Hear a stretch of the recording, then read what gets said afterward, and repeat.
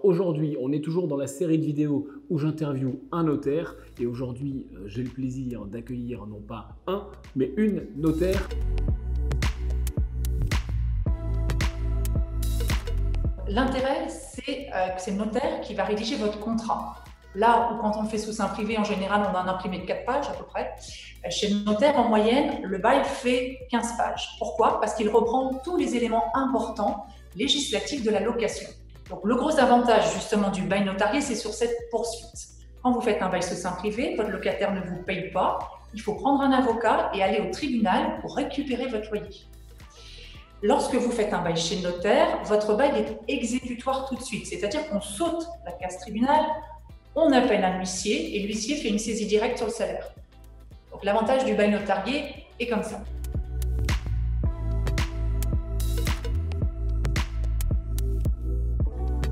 Le constat est plus rapide. Effectivement, faites un constat d'huissier, le locataire ne paye pas dans le mois, bon ben voilà, il y a un impayé.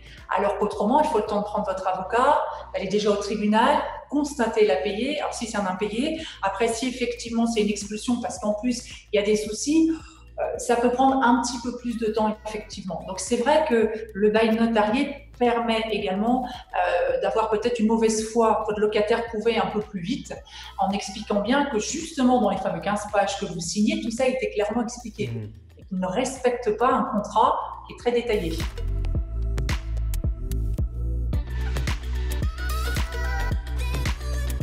Si vous me dites, bah voilà, j'achète une résidence principale, c'est monsieur, madame, des enfants communs, je ne suis pas sûre que ce soit impératif.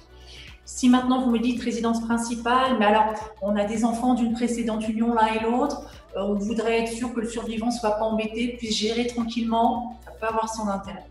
Si vous me dites, je veux investir, j'achète alors soit avec un ami, donc on fait tous les deux une SCI, soit j'achète avec mon conjoint ou mon partenaire pacsé en me disant plus tard, je donnerai mes parts aux enfants, donc dans un but de transmission patrimoniale. Là aussi, ça peut avoir un intérêt. Souvent, quand c'est pour de l'investissement locatif, ça a un intérêt de faciliter dans la gestion et après dans la transmission patrimoniale. C'est plus facile effectivement de gérer quand vous avez un gérant qui s'occupe de tous les biens, si on en a plusieurs, la chance d'en avoir plusieurs dans la SCI. Et si vous voulez à un moment de votre vie donner vos parts à des enfants, le gros intérêt c'est que en actif vous avez la valeur de votre immeuble et en passif s'il y a un prêt, on déduit cette valeur et c'est que la valeur nette qui est donnée.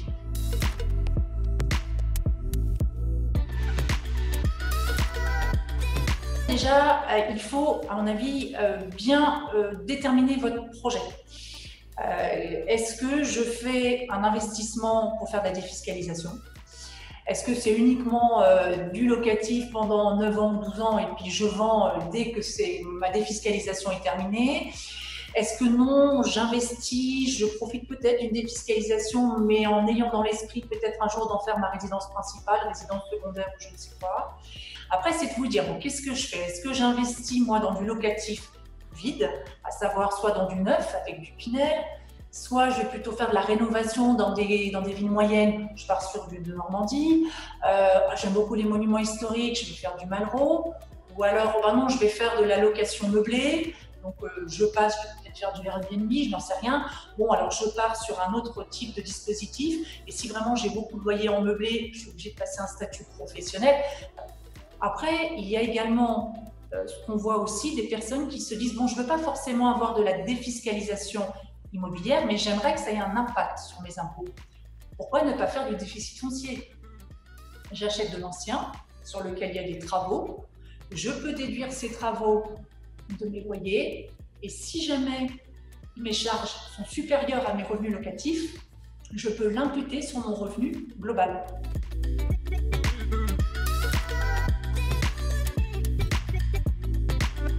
Bien sûr que les étrangers peuvent acheter chez nous, mais souvent, c'est vrai qu'il faut se mettre à leur place. C'est comme si nous, on allait acheter, j'en sais rien, aux États-Unis. C'est un système législatif complètement différent, donc on est un petit peu perdu. Bien souvent, c'est les gens qui investissent en France, alors soit passent par des conseillers, soit effectivement, il y a certaines études, je vois chez les notaires qui sont habitués à travailler beaucoup avec l'étranger. Vous avez les notaires de Nice qui ont une grosse clientèle étrangère, par exemple, avec des spécificités. Alors, toujours un associé qui parle un petit peu russe, un petit peu voilà. Donc, il y a quand même des gens compétents pour leur expliquer, parce qu'il faut déjà expliquer notre système juridique qui est différent du leur pour l'achat. Et après, au niveau bancaire, bien souvent, on leur demande d'avoir un compte en France pour pouvoir effectivement faire transiter tout ce qui est financier. Donc après, c'est soit la personne fait son prêt à l'étranger, ou soit elle le fait en France. C'est vrai qu'il est souvent plus commode pour un achat en France de faire un bien en France avec une banque française. C'est plus facile et puis je dirais vis-à-vis de l'État pour une histoire de traçabilité d'argent et autres, voilà, on sait d'où provient l'argent, c'est plus sécurisant. Par contre, il faut savoir que quand c'est une banque française qui prête à une personne non résidente, ils sont un peu plus, c'est normal, exigeants sur les conditions d'octroi du prêt. Il faut souvent un apport personnel. Donc il faut bien expliquer tout ça aux acheteurs étrangers pour qu'ils aient cette notion en tête et qu'ils se disent « Ah oui, il faut peut-être que j'apporte 10 à 15 voire 20% du montant de l'investissement ».